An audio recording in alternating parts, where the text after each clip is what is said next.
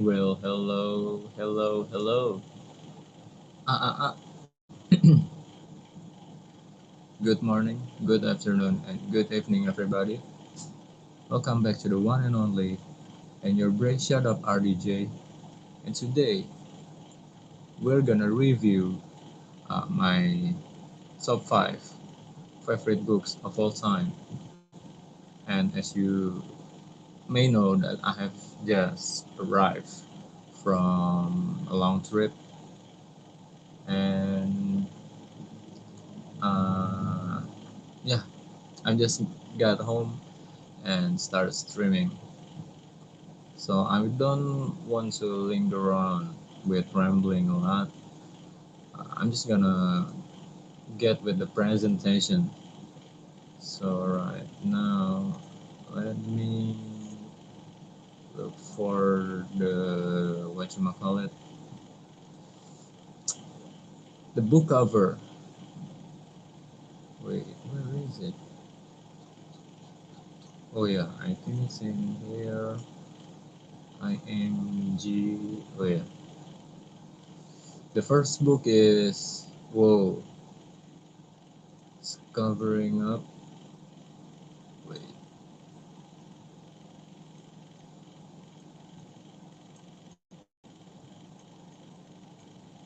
Wait, let me readjust the picture. Oh yeah, so if you see some pretty mess up stuff, it's because my room is dirty. I don't bother to clean my room because I'm just gonna move out. Uh, well, not that soon, but I'm gonna move out. So yeah, I don't bother sweeping my floor nor mop my room floor. So wait, I'm just gonna crop it. Nope, it's wrong. Uh, Filters, edit, add filter, nice crop. Yeah. So I'm just gonna crop the top and the bottom. Well, it won't do much. Won't do much either. 600. Whoa. 600. 800. Oh yeah. Bottom would be, let's try 700. Yep, it's the best.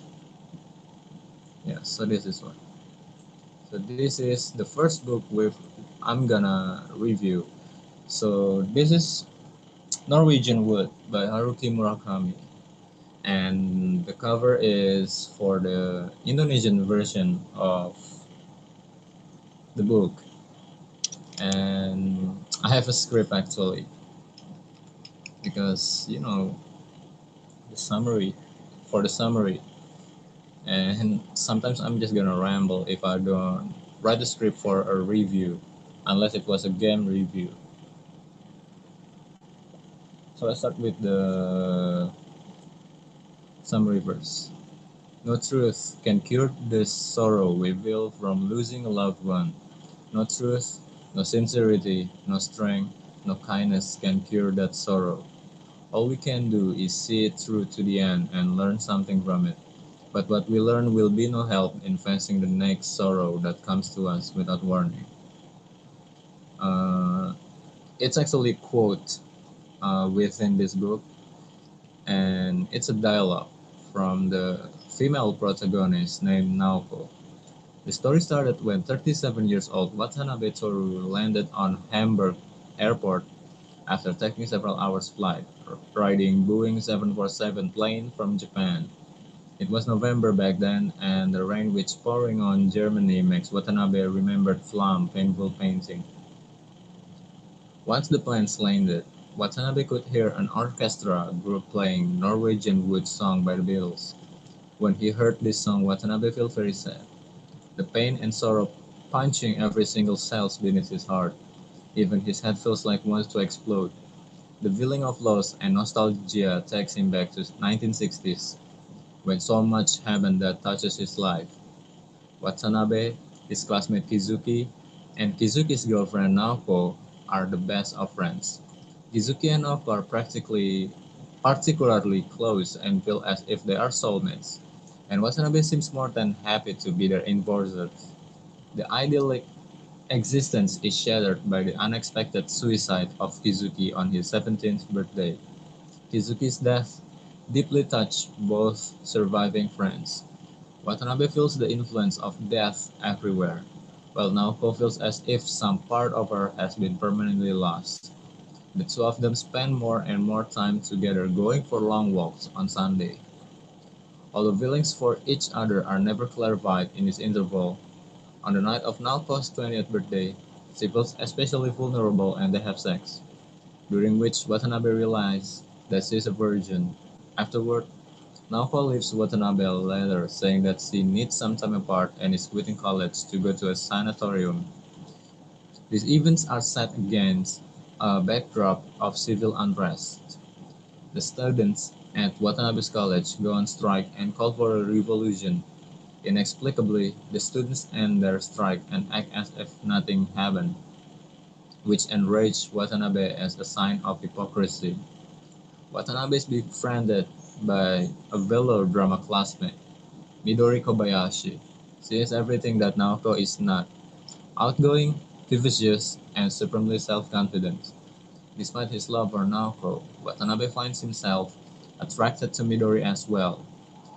Midori reciprocates his feelings. Wait, Midori reciprocates her feelings, and their friendship grows during Naoko's absence. Watanabe and Midori share a special kind of relationship where both of them understand each other. Watanabe visits Naoko at her secluded mountain sanatorium near Kyoto. There he meets Reiko Ishida, an older patient there who has become Naoko's confidant. During this and subsequent visits, Reiko and Naoko reveal more about their past. Reiko talks about the cause of her downfall into mental illness and details the failure of her marriage, while Naoko talks about the unexpected suicide of her older sister several years ago. When he returns to Tokyo, Watanabe unintentionally alienates Midori through both his lack of consideration of her wants and needs. Watanabe unintentionally alienates Midori through both his lack of consideration of her wants and needs. Oh, I've read it right. And his continuing thought about Naoko. He writes a letter to Reiko asking for advice about his conflicted affections for both Naoko and Midori. He does not want to hurt Naoko, but he doesn't want to lose Midori either. Reiko counsels him to seize this chance for happiness and see how his relationship with Midori turns out. A later letter informs Watanabe that Naoko has killed herself. Watanabe, grieving and in a daze, wanders aimlessly around Japan, while Midori, with whom he hasn't kept in touch, wonders what has happened to him. After about a month of wandering, he returns to Tokyo area and gets in contact with Reiko, who leaves the sanatorium to come to visit. Reiko stays with Watanabe and they have sex. It is through this experience and the intimate conversation that Watanabe and Reiko share that night that he comes to realize that Midori is the most important person in his life. After he sees Reiko off, Watanabe calls Midori to declare his love for her. Midori asks, "Where are you now?" And the novel ends with Watanabe pondering that question. So, actually, I forgot to tell you this, but yeah, this review has a spoiler alert. So, if you haven't watched it, I'm sorry to spoil your fun. So, yeah, this book, legit, this book is all my time favorites. I love how Murakami depicted the political situation in 60s Japan, as well as the emotions, the landscapes, and all of it is just so perfect for me. So I think if you love Ghibli movie, Murakami's book are the most closest since both of them had almost similar elements. Like there's several Murakami book which had something like surreal vibe in it, and if you read it and you read every single sentences which Murakami Sensei had wrote, you would think that, oh, this is actually Ghibli movies but for adults. So that's why I say that if you love Ghibli movie, every single works of Murakami Sensei would make you love his all of his works, legit. But sadly, the ending is hanging just like that. I don't really like nor dislike either that kind of ending. But yeah, I just wanted it to be clear either if it's sad or a happy ending. I just want to know. But yeah, it's just hanging like that. That's the thing that I don't like about this book. It's just the ending. Because of this ending, I would give this book a 9.5 out of 10 points. Seriously though, this book is good. You should read it. Right, moving on, we're gonna moving on into the next book.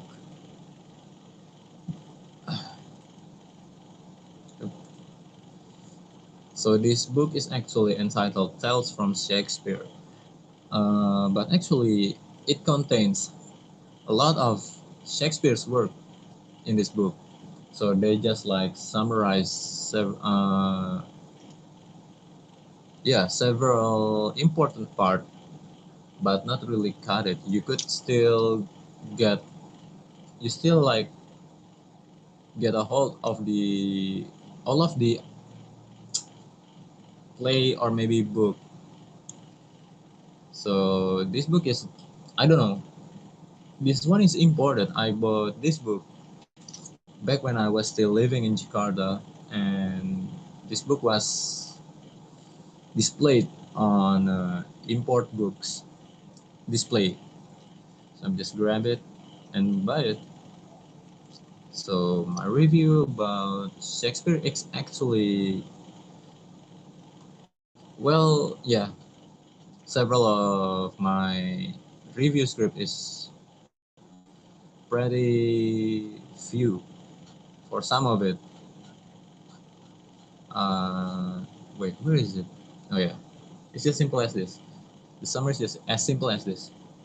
The ghost of the king of Denmark tells his son Hamlet to avenge his murder by killing the new king, Hamlet's uncle. Hamlet vain mad Hamlet feigns madness. God damn it. Hamlet feigns madness, contemplates life and death, and seeks revenge. His uncle, fearing for his life, also devises plots to kill Hamlet. It's actually simple as that for my review, but if you read the whole book, it would be, well, I think you would love it. Because the story is not strange for you. I know you have read or watched it somewhere, but not in like the adaptations of the Hamlet itself. But maybe you could see that the adaptation is like from another story, but had the same element, like the same exact element, but change it in a little bit. So yeah, this is my read. I'm gonna start with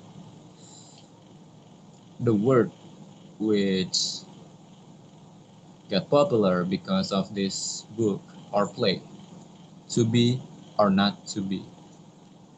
So yeah, this word, this sentence is originated from this place. Well, it's just a little trivia for you. So I have read several articles about this particular sentence, and this one was in a part of soliloquy. So if you don't know soliloquy is in a play. It would be the character alone on a stage and talking to himself, opening up his mind. So this means like the to be is for to live and not to be is to die. So it's like when Hamlet wanted to took revenge of his dad, of his father. So yeah, actually Disney had one film which inspired from Hamlet, and that movie is Lion King. I bet that several of you had already known about this trivia, but for those who doesn't know, I'm gonna let you know right now. But unlike Hamlet, Lion King ended with good ending. My review for this book is 8 out of 10. Why? Well, it's actually hard for me to put Hamlet on 8 or 9 because the ending is clear. Check. The ending is clear. Like it has a good ending. Wait, fuck. I can sneeze. But yeah, I don't know. There's something missing about this book. About this book. And that time when no, it's actually last night. Yeah, last night. Exactly last night when I read it my script. Uh, I feel that this book is still lack of something. Even though this is actually I'm very I love I'm very fond of this book. But yeah, there's something missing about it. Even though instead of the Merchant of Venice, Romeo and Juliet, and the King's Lear, A Midsummer Night Story, Hamlet. Hamlet is my number one favorite of Shakespeare work. But yeah,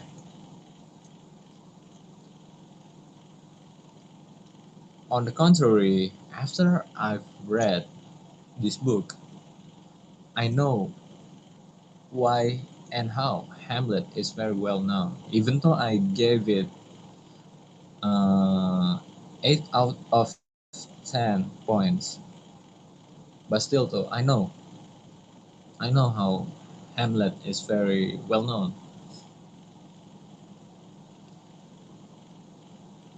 And the journey of Hamlet in looking for an answer or maybe a solution or maybe uh, well, it's actually very dilemmatic for Hamlet to what you might call it avenge the murder of his father by her uncle. No, his uncle's plot. So yeah, that's why I'm writing it as the journey of Hamlet in looking for an answer. Because Hamlet is still looking for an answer, or maybe a two answer, or maybe two answers. And I think it's very beautiful. And yeah, I very recommended you to read because it's very good actually.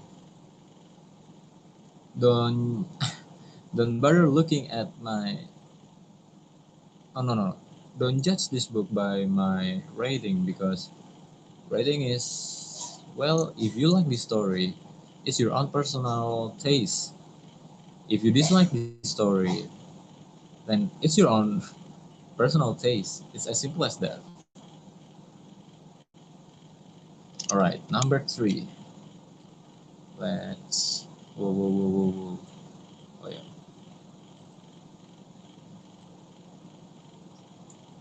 Wait, let me find the book again.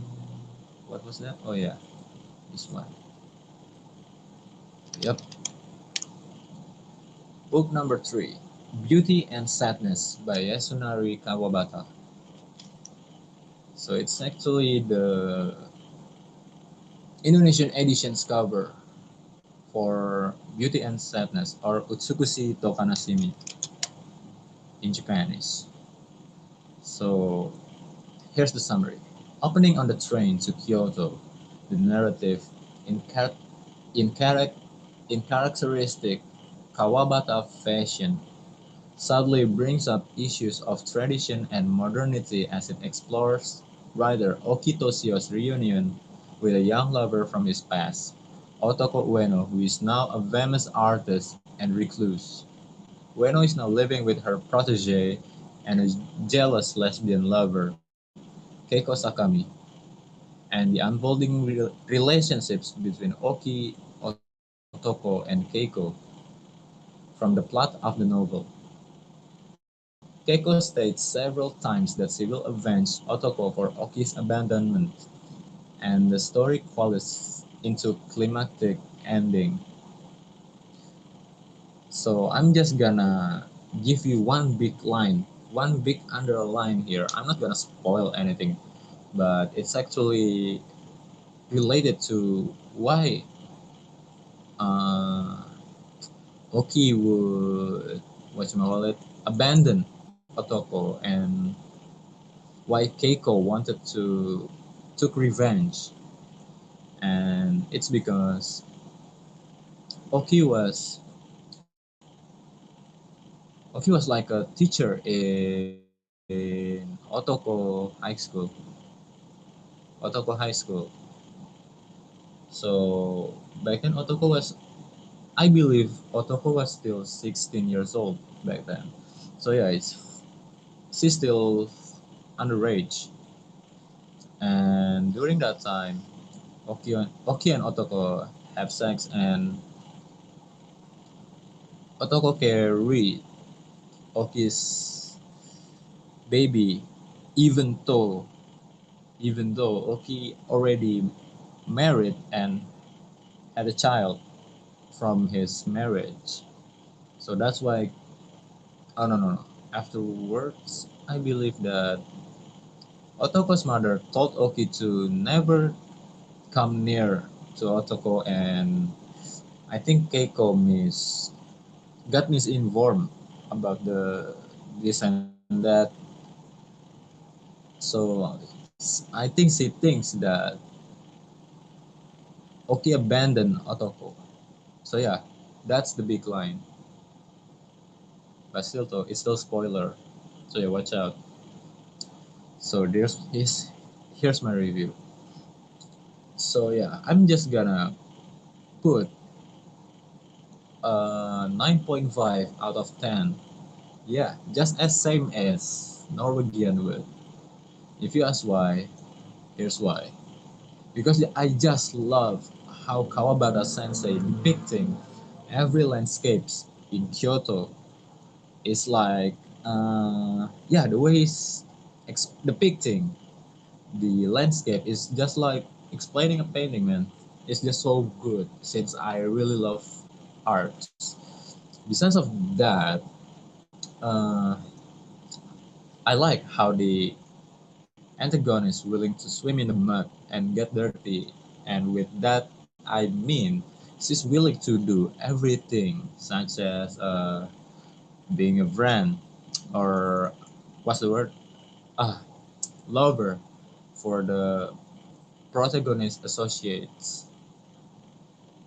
So yeah, like being a spy and being the executor itself, and the vividness of colors which Kawabata Sensei bring into his work, as well as a lot of painting techniques such as ukiyo-e or traditional Japanese painting is truly magnificent. So yeah, I really recommend this book for art lovers and, well, everyone, not just art lovers, but everyone. So let's continue with the fourth book.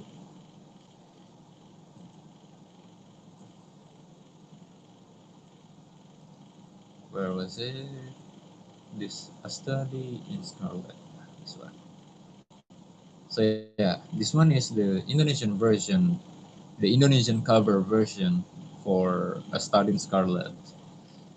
So, for some of you who doesn't know, A Study in Scarlet is actually the very first case, no, the very first book uh, of Sherlock Holmes and Dr. John Hamish Watson.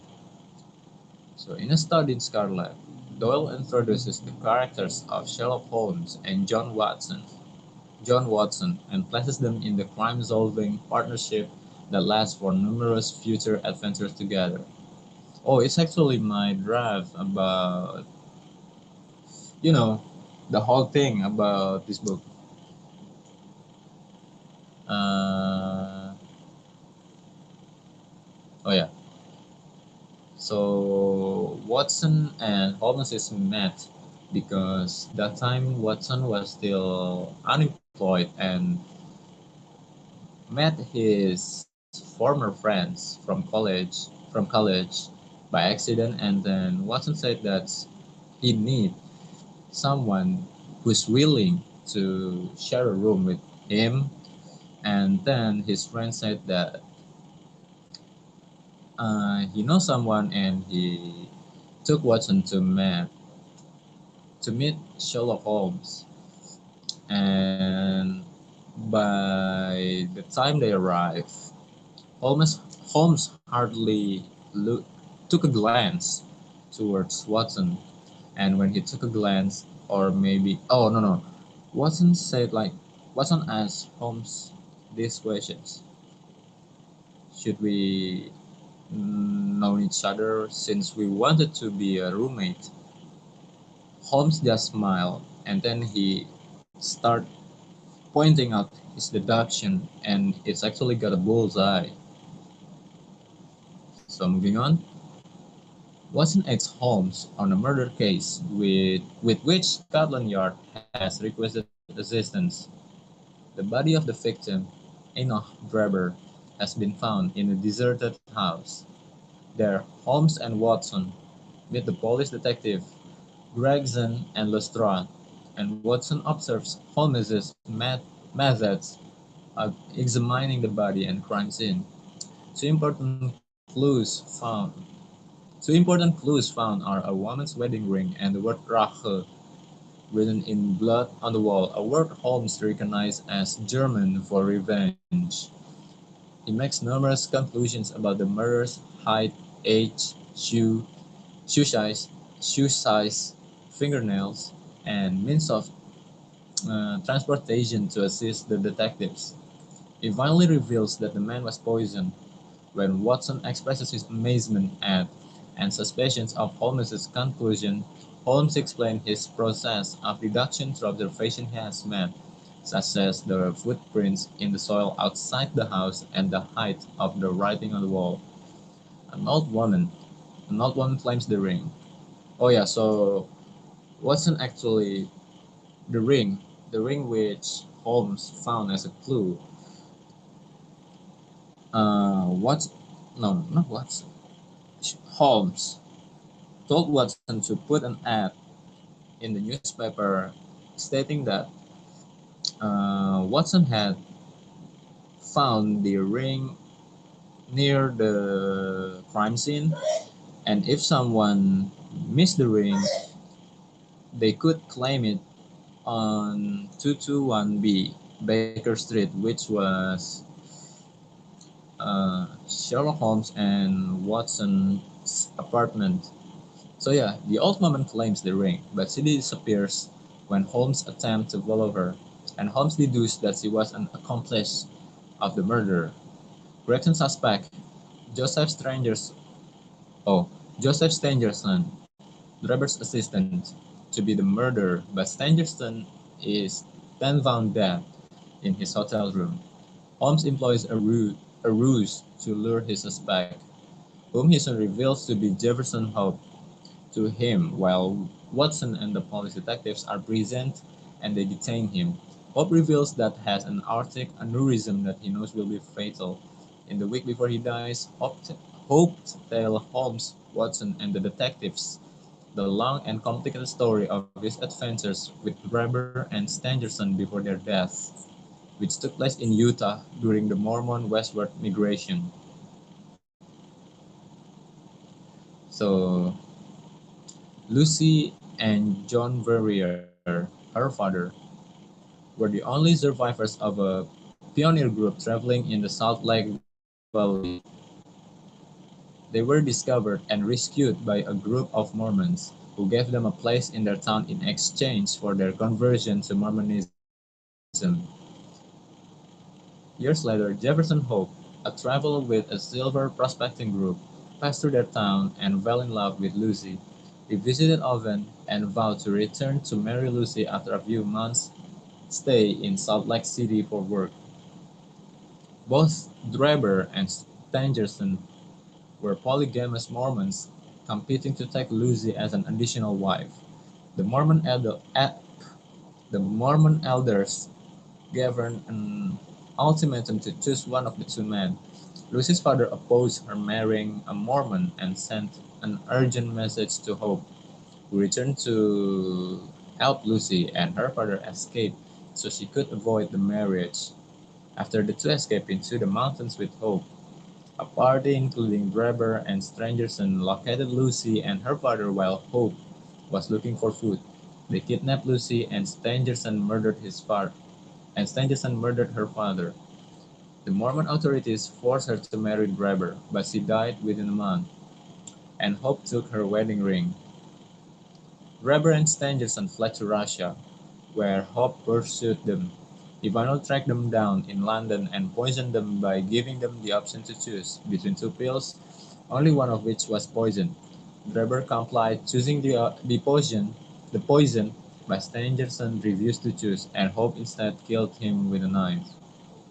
The story complete and his revenge carried out, Hope soon dies without ever explaining the identity of the old woman who claimed the ring. So yeah, there's a little hole there about the identity of the old woman. But yeah, so there's a note here which I add, so there would be any misinformation or maybe sentiment. So yeah, I got this note from Wikipedia, and yeah, I totally forgot about it, but I'm just gonna say it right now. Several of my, well, actually all of my review are combined by my own summary and with the internet review like Goodreads, Wikipedia. So I'm just combining it because actually if I if I'm the one who summarized it by myself, it would be very long. I think it would take 5 pages for its book summary. So here's the note. According to a Salt Lake City newspaper article, when Conan Doyle was asked about his depiction of the Latter-day Saints organizations as being steeped in kidnapping, murder, and enslavement, he said, All I said about the Danite band and the murders is historical. Oh yeah, wait. So I don't know how this pronounced. So I'm just gonna spell it first. Danite,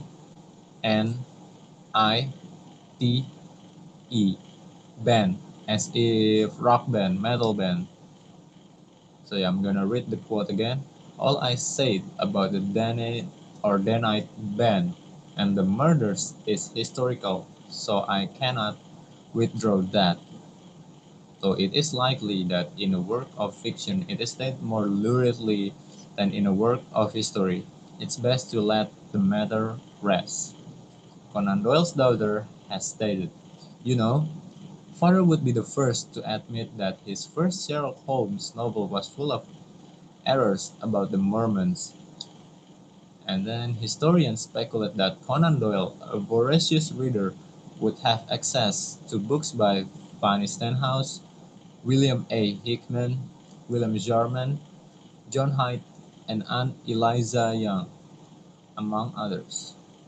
in explaining the author's early perspective on Mormonism. Years after Conan Doyle's death, Levi Edgar Young, a descendant of Brigham Young and a Mormon general authority, alleged that Conan Doyle had privately apologized, saying that he, Conan Doyle, said he had been misled by writings of the time about the church and had written a scurrilous book about the Mormons. In August 2011, the Albemarle County, Virginia School Board removed a study in Scarlet from the district's sixth grade required reading list following complaints from students and parents that the book was derogatory toward Mormons. It was moved to the reading list for the 10th graders and remains in use in the school media centers for all grades. I'm gonna start the review with stating Holmes quotes. It's more like of a catchphrase. It's elementary, my dear Watson. This book is absolutely perfect. Honestly, this book is absolutely perfect. Well, you know the mark. Even though there's a blotch there. No, no, no, not a blotch. Even though there's one little hole there. But yeah, it's absolutely perfect. 1887. Britain met Sherlock Holmes for the first time, and soon Holmes' brain power will take over the world, and it's true, man. No one, everyone already know who Sherlock Holmes is, but sadly, back then when I wanted to start reading Sherlock Holmes, my very first Sherlock Holmes book, which I read, is not, you know, a study in Scarlet. It's actually the Science of War, the Science of War, where Watson met her wife for the first time. So yeah, that's the very first Sherlock Holmes book which I've read. But still, I love this book, and I put this book on my number one of top 10 Sherlock Holmes adventures. And the reason is simply because how Holmes deducts the puzzles he found during investigations. And well, it's actually, I've actually described all of Holmes' book, but here's the real reason. I just love how Watson shocked when he met Holmes. So yeah, I just love how Watson is shocked when he met Holmes for the first time, and suddenly Holmes already knows. Yeah, I'm gonna silent for a while.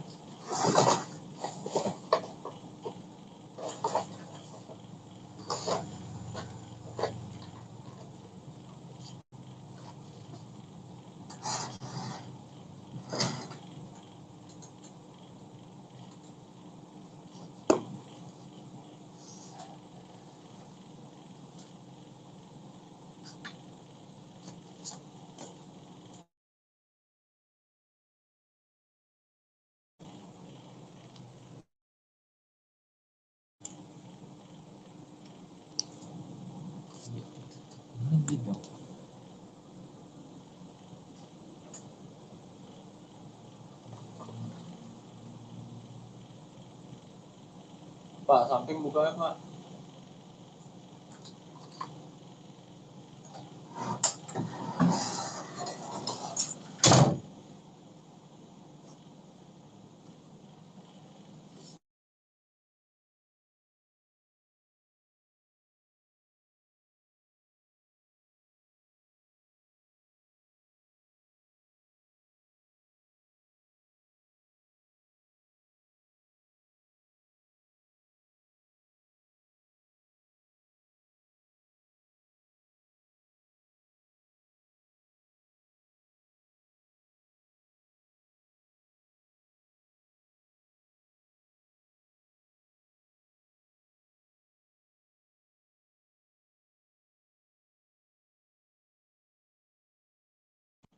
Uh, so yeah, there's actually trouble there. Like, mm, the side door is closed. No, no, the side door is locked, and there's a shortcut, and the shortcut is actually in my room. So yeah, my dad wanted to go to the toilet and have to go to my room first. So yeah, the reason is I just love how Watson is shocked when he met Holmes for the first time, and with that I mean Holmes already knows a lot about Watson without Watson telling it because of his deduction just by looking at Watson's appearance and his characteristic. So yeah, it's just I couldn't describe how I feel and how good this book is due to lots of words. This book is highly recommended. I bet you guys. This is a very good book. Honestly, you should read it. So the last book is this book. Wait, browse IMG. Da, da, da, da. Yep, the Traveling Cat Chronicles. So this book is written by Hiro Arikawa, and the image you see is actually the cover for the Indonesian version. So the summary is the story is about Satoru traveling around Japan with his cat Nana to find a new master for Nana. The story presented in two point of view, one for Satoru in third person and another one is for Nana in first person. So they visit Satoru's old friend from his school days and early youth. Oh yeah, I actually forgot to add it. So Nana was actually a stray cat, and he always Nana. I'm just gonna call Nana with the name. So Nana is always sleeping on top of Satoru's car, and Satoru is already in love with Nana. But every time Satoru wanted to pet Nana, Nana would go away or maybe hiss or scratch Satoru's hand. And after a few interaction, Nana and Satoru become friends. So the story goes on. But there's actually a heartbreak moment there, which I don't, no, no, which I won't tell you right now because it still make my heart ache, bro. So and then something happened, and Satoru said to Nana that he couldn't let Nana live here, but instead of leaving Nana astray again, Satoru took Nana into his car and travel around Japan to meet his friends and acquaintances from his past who wanted to raise Nana. And his friends may have untidy emotional lives, but they are all animal lovers, and they also wonder why Satoru is trying to give his beloved cat away.